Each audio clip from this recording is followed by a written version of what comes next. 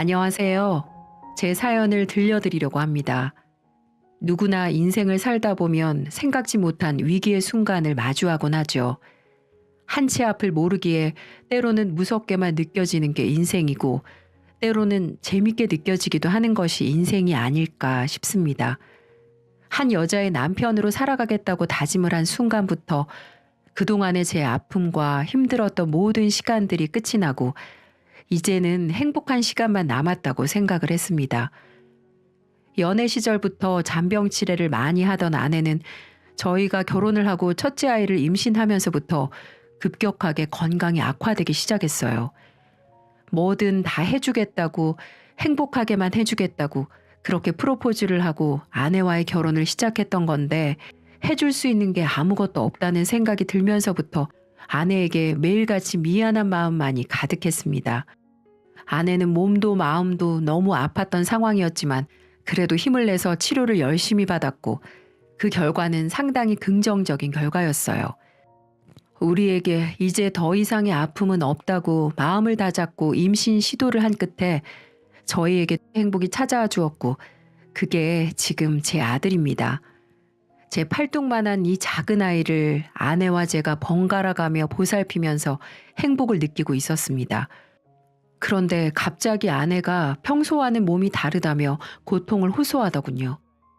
그 말을 듣고 너무 불안했지만 초조한 마음을 다잡고 아내와 함께 병원으로 가서 의심되는 질환과 그에 따른 검사들을 차분히 진행했습니다.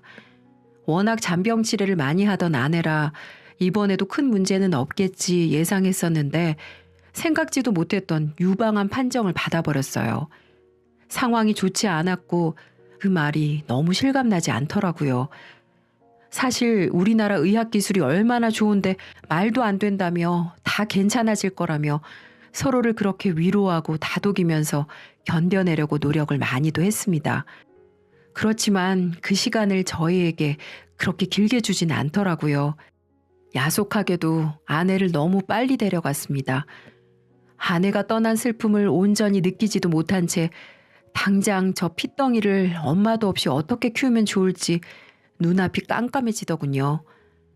엄마가 없는 걸 아는 건지 달래도 주고 안아도 주고 다 해봐도 숨 넘어갈 듯 울기만 하던 아들이 너무 안쓰럽기도 하면서 때로는 밉기도 했던 것 같습니다. 늘 부족한 아빠였지만 최선을 다하는 아빠로 살려고 정말 많은 노력을 했습니다. 엄마의 빈자리를 느끼지 않도록 성격에도 안 맞는 애교를 아들에게 부려보기도 하고 정말 별짓 다 하며 키웠습니다. 정말 밝은 아이로, 사랑을 많이 받는 아이로 키우고 싶은 욕심이 있었어요. 아들이 유치원을 다닐 때쯤 저도 아들도 이제는 이 삶이 안정이 되고 편하다고 느껴지면서 저는 저희가 사는 지역인 대전에 있는 고아원에 봉사활동을 갔습니다. 주기적으로 고아원에 가서 사랑이 필요하고 관심이 필요한 아이들에게 먼저 손을 내밀기도 하면서 시간을 보내곤 했죠. 다녀오면 괜히 마음이 편해지기도 했고, 때로는 인사를 하고 그렇게 두고 오는 아이들이 아른거리기도 하고 속상하더라고요. 뭘 특별히 잘해준 것도 없는데 제가 간다고 하면 우는 아이들을 보면 마음 한켠이 참 아려왔습니다. 그 중에서도 6살짜리 여자아이가 눈에 참 밟혔어요. 여러 아이들을 보살피느라 정신이 없던 상황에 늘 제 옷깃을 잡고 조용히 바라만 보던 아이는 왠지 모르게 너무 짠하고 기특하기도 하고 여러 감정이 들더군요. 솔직히 그 아이 때문에 무리를 해서라도 더 자주 고아원에 갔었던 것 같아요. 그렇게 평소처럼 고아원에 가서 아이들과 시간을 보내려고 했는데 6살짜리 여자아이가 입양을 갈 것 같다는 소식을 전해 들었어요. 뭔가 갑자기 심장이 쿵 떨어지는 느낌과 함께 기분이 참 이상하더라고요. 정확히는 저 아이를 보내기가 싫었어요. 고아원 봉사를 다니면서 우리 아들과 함께 커갈 수 있는 동생이 하나 있었으면 좋겠다. 늘 그렇게 생각을 했었지만 입양이라는 게 사실 절대로 쉬운 일이 아니다 보니 행동으로 옮기는 게 쉽지 않잖아요. 원장님, 그 지영이 입양 확정이 된 건가요? 아직 확정까지는 아닌데 거의 될 것 같아요. 지영이가 워낙 또래에 비해서 얌전하기도 하고 이쁘장해서 그쪽에서도 좋게 생각하고 있거든요. 근데 지영이는 왜요? 그새 정 들으셨나 보네. 사실 지영이 입양을 할까 계속 고민 중이었거든요. 근데 더 잘 살 수도 있는데 괜히 제가 데려가서 풍족하게 못 해줄까 봐 걱정이 돼서요. 정말요? 지영이가 너무 좋아할 소식인데요. 늘 가시고 나면 친구들은 다 잊고 놀고 있는데 지영이는 한참을 바라보고 쭈그려 앉아 있더라고요. 그 모습이 어찌나 짠했는지 몰라요. 물론 입양이 쉬운 건 아니지만 늘 제가 말씀드리는 게 있어요. 이어질 연은 언제고 꼭 이어지니까 마음 편하게 생각해 보세요.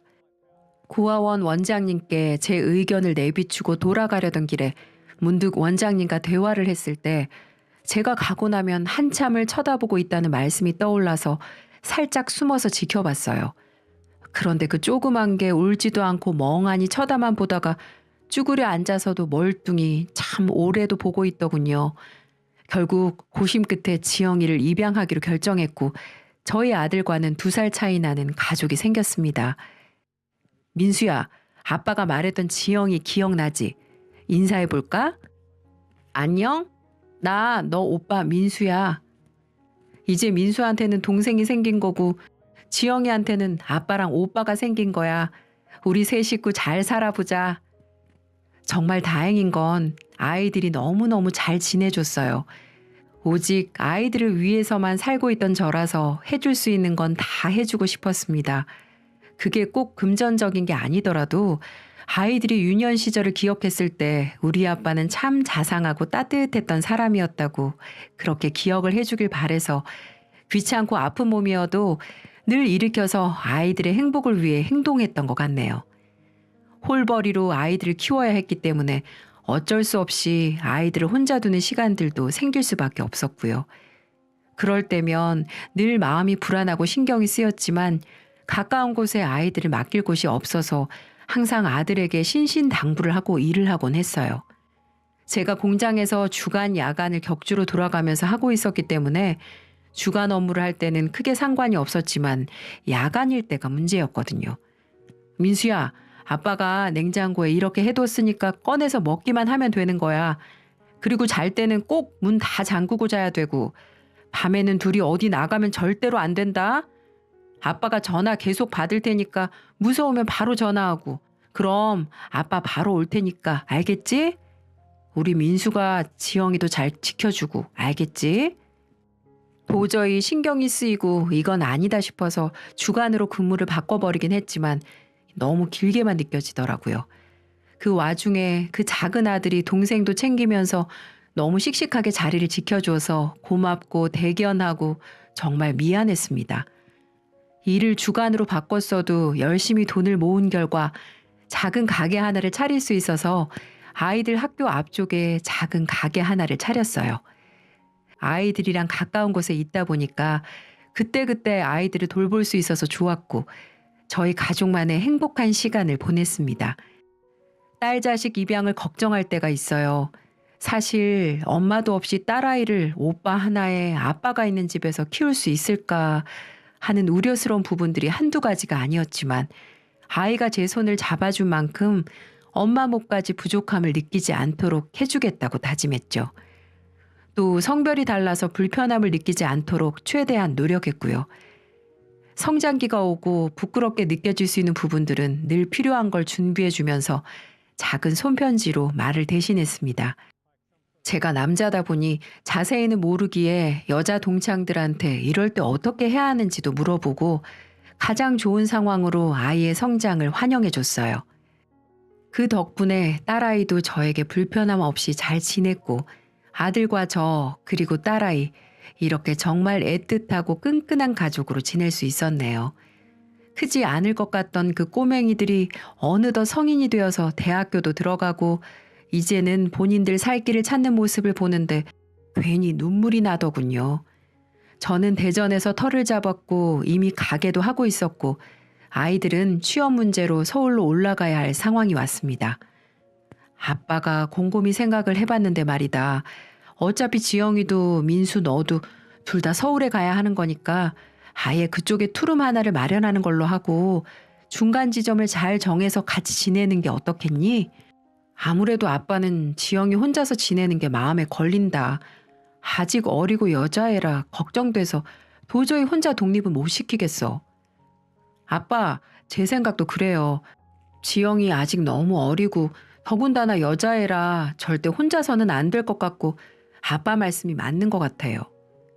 지영이 네 생각은 어떠니? 아빠. 나도 혼자 낯선 곳에 있는 건 무서워서 오빠랑 같이 지내는 게 좋을 것 같아. 그래. 그러면 내일 날 밝으면 같이 집 알아보자. 둘이 시기가 비슷하게 서울로 가야 했기 때문에 차라리 이 선택이 맞지 싶어서 적당한 위치에 아이들 둘이 살 수 있는 전셋집 하나를 투룸으로 마련해 줬습니다. 위치도 괜찮았고 투룸이라 공간 분리도 되니까 좋겠다 싶었어요. 사실 워낙 우애가 깊었던 저희 아이들이라서 싸울까봐 걱정이 되거나 그런 건 전혀 없었고 알아서들 잘 할 거라는 믿음뿐이었습니다. 막상 아이들이 서울로 올라가고 혼자 남으니 그렇게 쓸쓸하고 외로울 수가 없더라고요. 아이들의 빈자리는 왜 이렇게 큰 건지 애들 있을 때는 이것저것 맛있는 것도 자주 해주고 장도 늘 봐서 냉장고를 꽉꽉 채워놨는데 이제는 냉장고도 안 채우게 되고요. 어차피 저 혼자 먹는 거라는 생각에 말이죠. 한 달에 한 번씩은 제가 서울로 올라가서 아이들이 잘 살고 있는지 밥은 잘 해먹는 건지 확인도 하고 애들 얼굴도 볼 겸 올라갔었습니다. 우리 애들이랑만 있으면 힘든 기억도 없을 만큼 너무 행복해서 세상을 다 가진 듯한 그런 느낌이 들었어요. 어쩌면 먼저 간 애 엄마가 저랑 아들한테 지영이라는 선물을 준 건 아닐까 이런 생각도 정말 많이 했었습니다. 저희 가족은 늘 이렇게 똑같이 지냈어요. 사람 사는 게 다 똑같듯이 말이죠. 그런데 하루는 아들 녀석이 전화가 왔더라고요. 아빠, 이번 주말에 쉬시죠? 쉬지. 왜? 주말에 지영이랑 같이 집에 내려가려고요. 아, 정말? 아우, 좋지. 아빠는 뭐 해놓을까? 뭐 먹고 싶은 거 있어? 지영이는 뭐 먹고 싶대? 아빠, 또 무리하지 마시고 나가서 외식해요. 아빠 힘드신데. 에이, 니들이 매일 오는 것도 아니고 아빠 집밥 이때 아니면 언제 먹는다고. 아무튼 알아서 해놓을 테니까 조심히들 와. 갑자기 온다는 아이들의 연락에 기분이 너무 좋더라고요.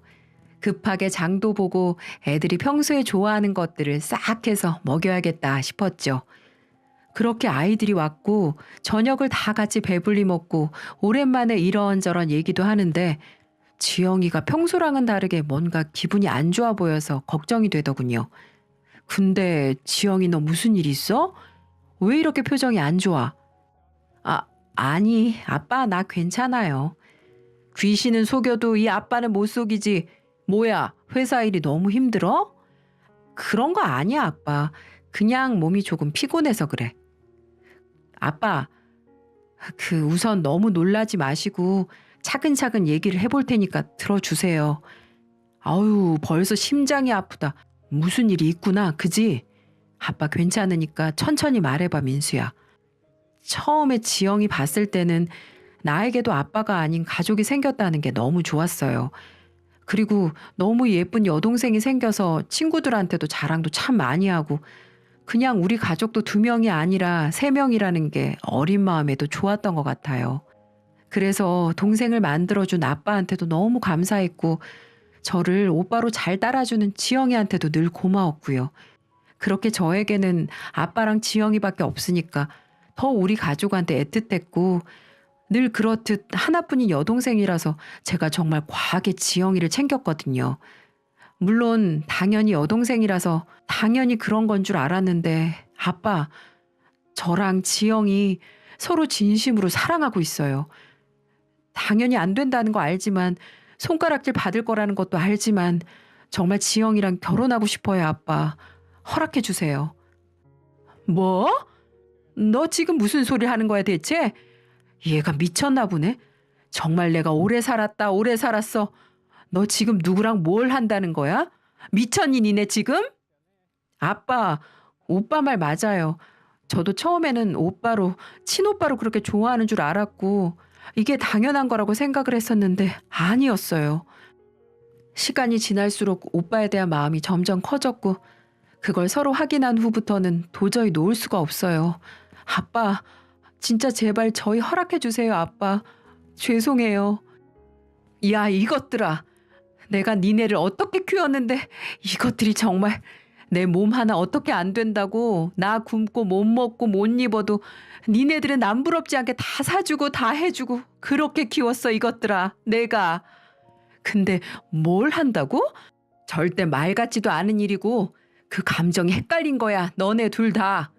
두 번 말하지 않을 거고 못 들은 걸로 하고 살 테니 다시 한 번 더 내 앞에서 그런 말 같지도 않은 소리 내뱉으면 둘 다 연 끊어버릴 거다. 알겠어? 아빠, 저랑 지영이도 정말 많은 생각을 했고 이건 아니라고 이 관계는 정말 아니라고 별거 다 해봤어요. 그런데도 저희 두 사람 정말 헤어질 수가 없어요. 아빠, 당연히 충격받으시고 저희가 안 좋게 보이시겠지만 제발 허락해 주세요, 아빠. 시끄러! 그만 안 해? 미친 소리를 하고 있어 정말. 내가 그러려고 그렇게 아둥바둥 너네 키운 줄 알아? 이 나쁜 것들아.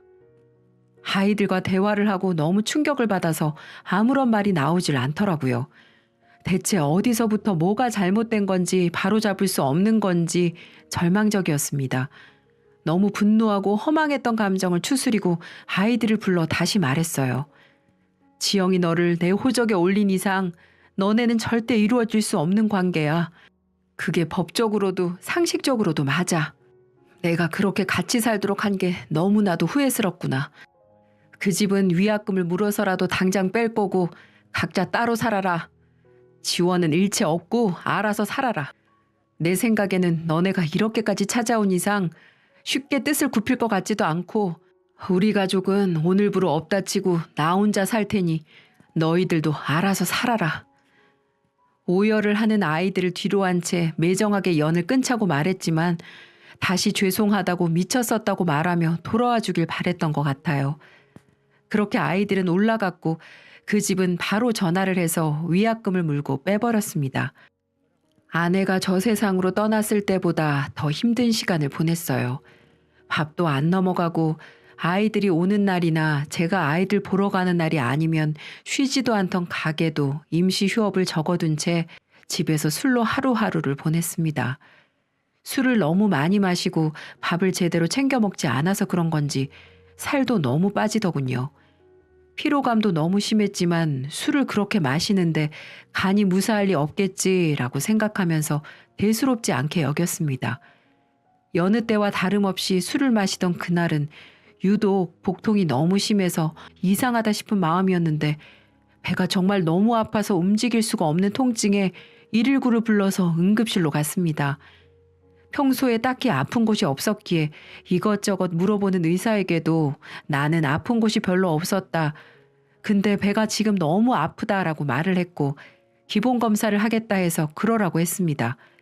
뭘 잘못 먹었는지 아니면 요즘 술을 너무 많이 마셔서 그런 거겠지 생각하고 기다렸죠. 그렇게 시간이 흐르고 전 검사 결과를 듣고 충격을 받고 말았습니다. 의사는 다른 검사도 해봐야 정확하겠지만 간암 말기로 의심이 된다는 말을 하더군요. 한 번을 크게 아파본 적이 없고 여태껏 멀쩡했는데 하루아침에 간암 말기라는 건 말도 안 된다고 생각을 했고 검사를 더 진행했지만 이변은 없었습니다.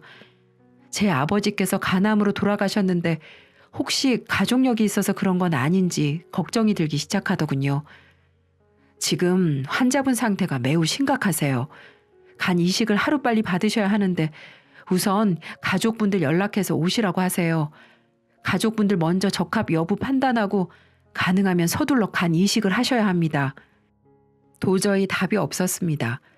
애들에게 알리지 말고 이대로 죽을까 생각도 했지만 저것들이 또 제가 이대로 가면 평생 가슴에 한으로 맺힐까 싶어서 굳은 마음을 갖고 아들에게 연락을 했죠. 민수야, 정신 차리고 들어.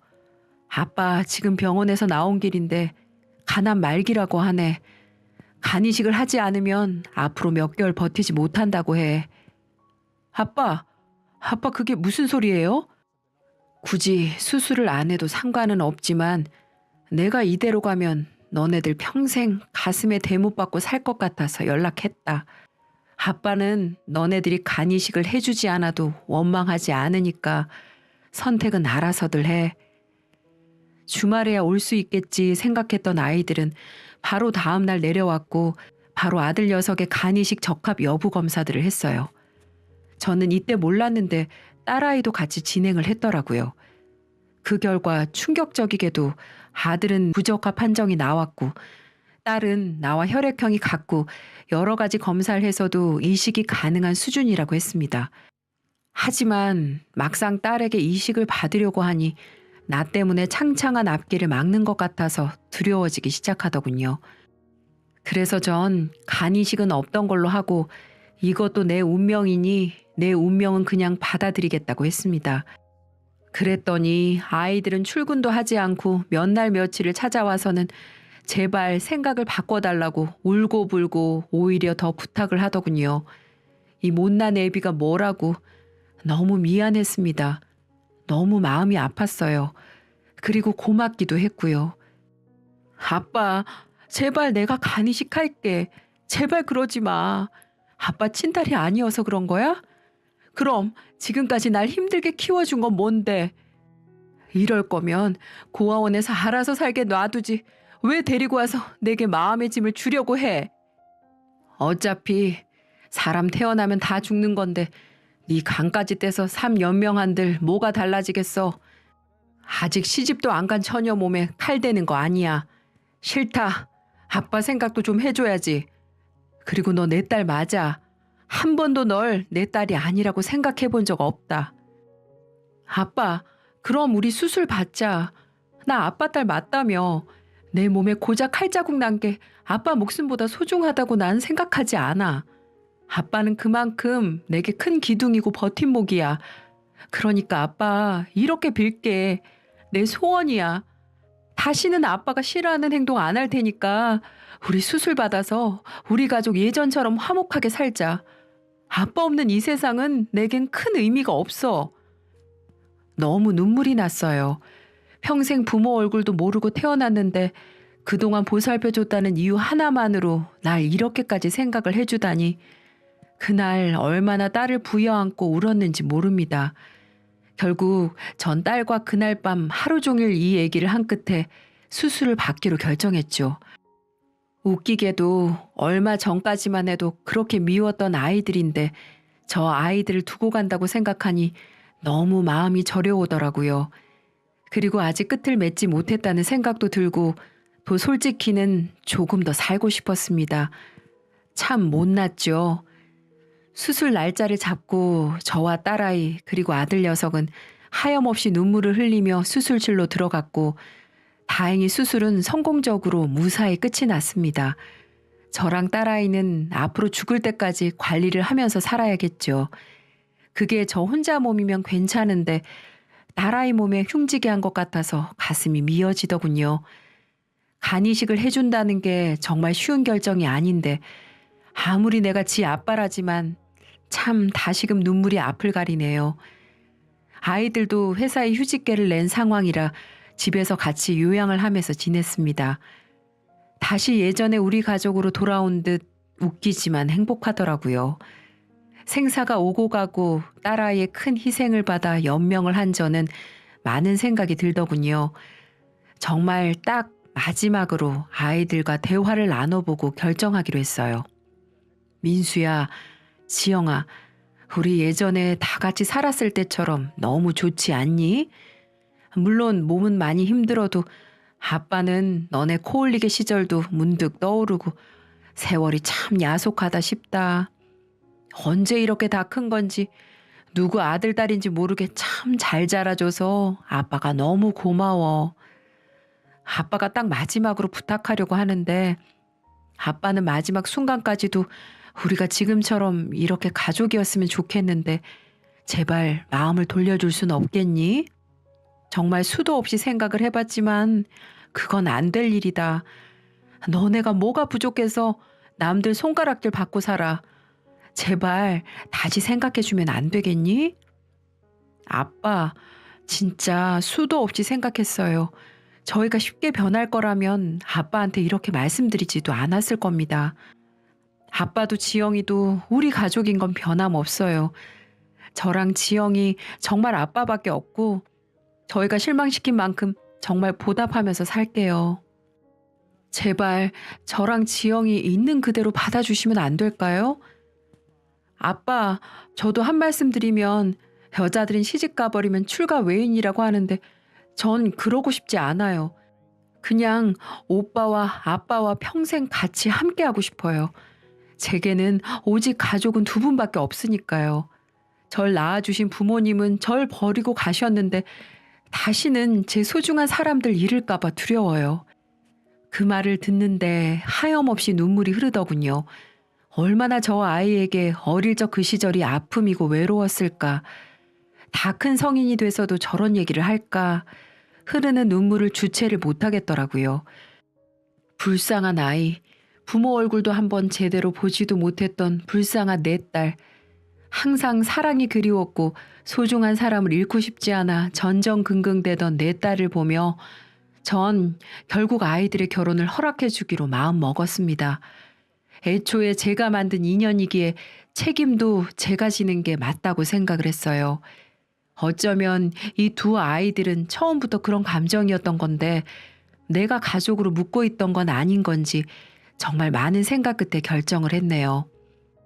먼저 내 하나뿐인 딸아이 지영이를 며느리로 살게 하려면 방법은 제 호적에서 딸을 파내는 것이었고 법적으로 그렇게 정리를 한 다음 작게나마 식을 올리게 도와줬습니다. 지영아, 아빠는 너를 처음 고아원에서 봤을 때 이렇게 예쁜 아이에게 누가 상처를 준 걸까 정말 많은 생각을 했다. 다 놀아달라고 칭얼거리는 아이들 사이에서 늘 조용히 아빠 옷깃만 잡고 아무 말도 없이 쳐다만 보던 네가 아빠는 마음에 늘 짐이었던 것 같다. 내가 집으로 돌아가면 하염없이 내 뒷모습을 바라보는 지영이 네가 마음에 너무 걸렸었지. 말썽 한번 부리지 않고 늘 아빠의 비타민 같았던 지영아. 너는 내 딸로는 다 키웠다고 생각하고 이제는 내 딸이자 며느리로 아빠가 받아들일게. 우리 가족 남들이 손가락질해도 우리가 행복한 게 제일 우선이니까 잘 견뎌내고 그렇게 다시 한번 잘 살아보자. 그리고 지영아, 아빠 살려줘서 정말 고맙다. 많은 눈물을 쏟았던 저와 아이들은 모든 걸 새로 시작하는 마음으로 다른 지역으로 이사를 했고 거기서 셋이 가게를 운영하면서 살고 있어요.